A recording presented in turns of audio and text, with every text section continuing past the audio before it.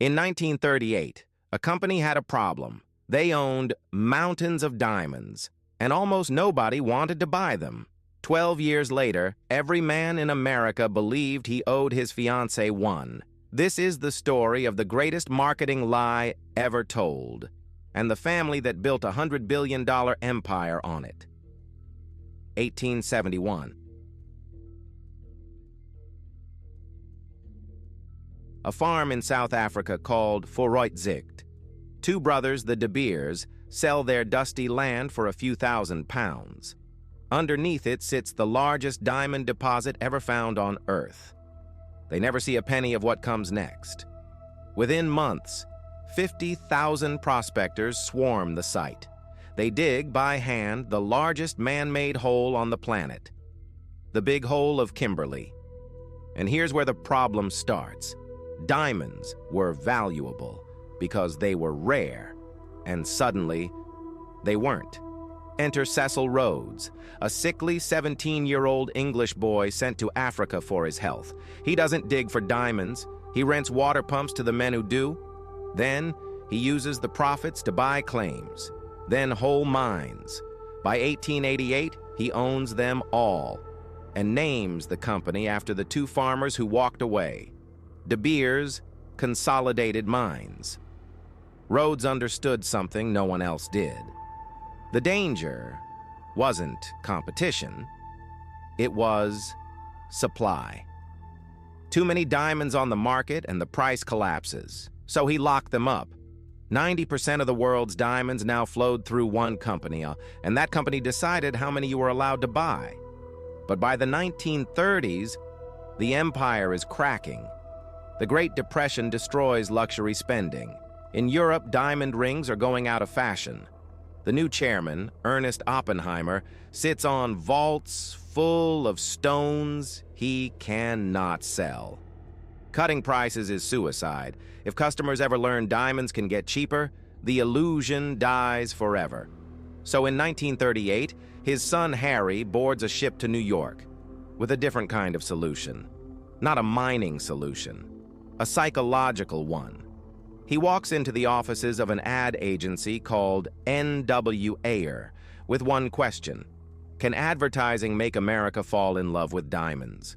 What N.W. Ayer built was beyond advertising.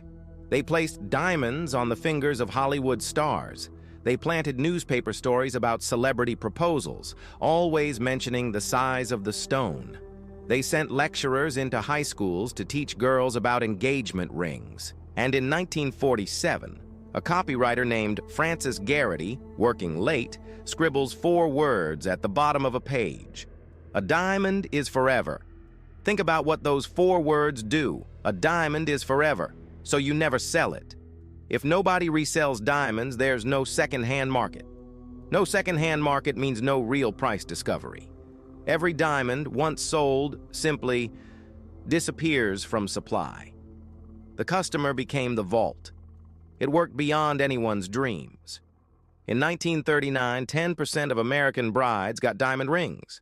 By 1990, 80%. De Beers even told men what to spend. First 1 month's salary in us, then 2, then 3. A tradition, invented line by line by an ad agency on Madison Avenue. And it didn't stop at America. In 1967, De Beers took the campaign to Japan, a country with no tradition of diamond engagement rings at all. Within 20 years, a nation that had never bought them was putting a diamond on 7 out of 10 brides.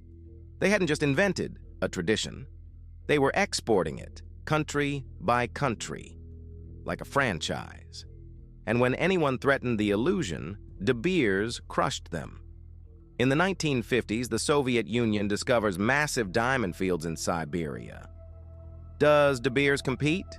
No. They sign a secret deal and buy nearly all of it, hiding Soviet supply inside their own vaults at the height of the Cold War. When Israeli dealers stockpiled stones in the 70s, De Beers flooded the market just long enough to bankrupt them, then turned the tap back off. For a century, the price of the world's most famous gem was set in a private room in London 10 times a year. by men called sight holders, who were handed a box of diamonds and told the price. You didn't negotiate with De Beers. You said thank you. And here's the part almost no one knows.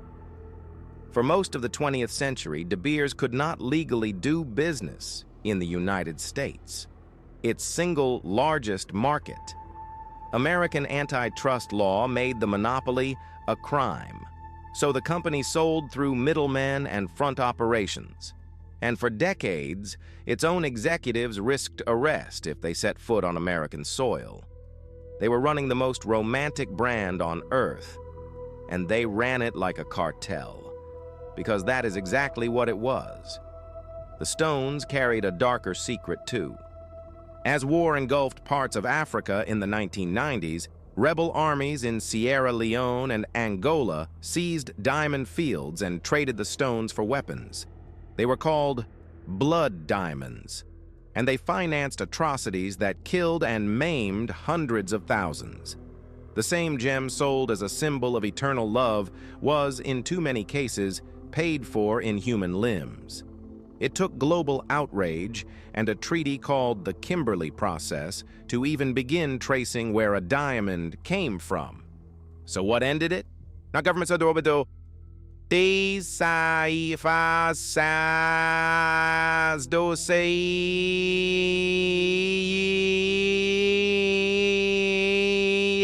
that indicted them, not competitors. Though Australia and Canada found their own mines. What ended it was the lie becoming too good. Grown-on diamonds arrived, chemically identical, optically flawless, a fraction of the price.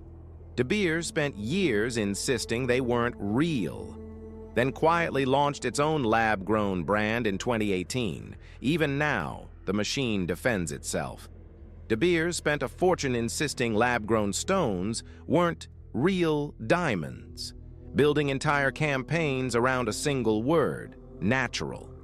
But a lab-grown diamond is not a fake. It is a diamond, atom for atom, grown in weeks instead of a billion years. The only thing it lacks is the story and the markup. Today, De Beers controls maybe a third of the market. The monopoly is gone. But walk past any jewelry store window, and the lie is still working. We still spend 3 months' salary. We still believe a diamond is forever. And for the first time in a century, a generation is finally asking the question De Beers spent 100 years making sure no one would. Why are we paying for the lie at all? The De Beers family sold their farm for a few £1,000s. An ad agency sold the world a tradition, and we're still buying it. If you want more stories about the empires built on lies, subscribe. The next one involves baby formula, an entire continent, and a company you have in your kitchen right now.